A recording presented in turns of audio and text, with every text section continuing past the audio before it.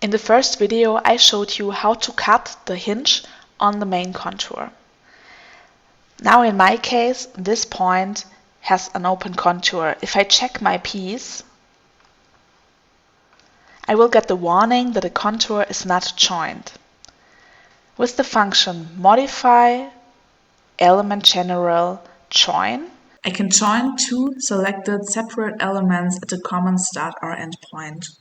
I move my cursor to the point I want to join, and it will only join under the condition that the points are on the exact same position. They have to be on top of each other. There shouldn't be a gap in between. So place your cursor on the point you want to join and join the contour with a left click.